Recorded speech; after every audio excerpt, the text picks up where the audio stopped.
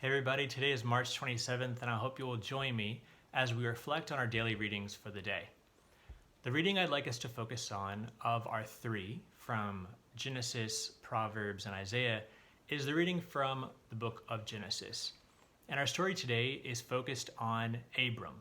So Abram had been introduced in the chapters immediately previous. Today's reading is from Genesis 12, 1 through 7.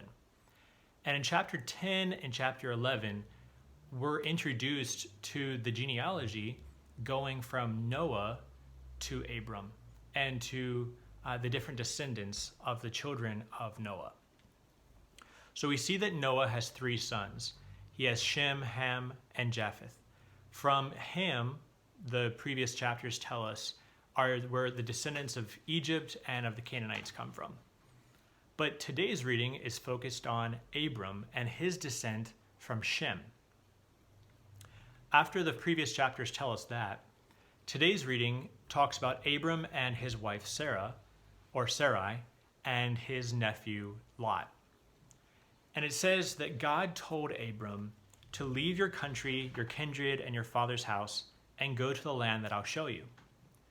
And then he says to Abram that he's going to be a blessing through this promise that God is telling him. That not only will he be a blessing to others, but that he will bless Abram. And then it says, so Abram went as the Lord had told him. And by the time he got to this new land, to the land of the Canaanites, as soon as he got there, the first thing he did was he built an altar to the Lord.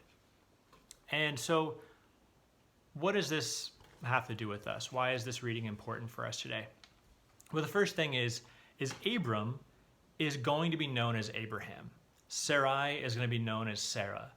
So this super important moment of this introduction of Abram is to tell us that there's this whole story that's going to come from Abraham is starting right now. And we learn from Matthew 1 that Christ descended from Abraham. And we call him Father Abraham for a reason, because he's the father of so many nations. So this promise that God has to Abram in this moment where he says, I'm going to uproot you and I need you to trust me on this. And instead of Abram questioning, what do you mean this is what I have to do?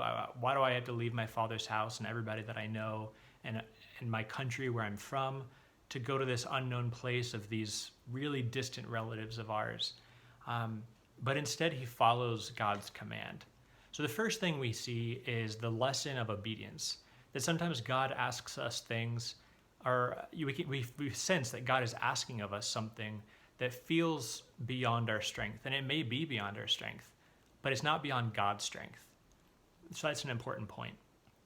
We also see that this is a story of Abram's faithfulness, that Abram had faith and trust in what the Lord was going to do for him.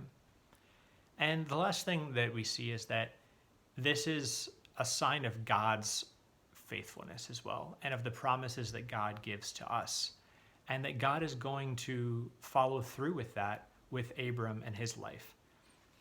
And the last thing I want to tell you is the interesting point, I think, is that as soon as Abram saw, he didn't even get to Canaan yet, but he got to the land and he sees it. And the first thing he does is he makes an altar to the Lord. So as soon as he recognized that God had brought him to this place safely, the first thing he did was give thanks.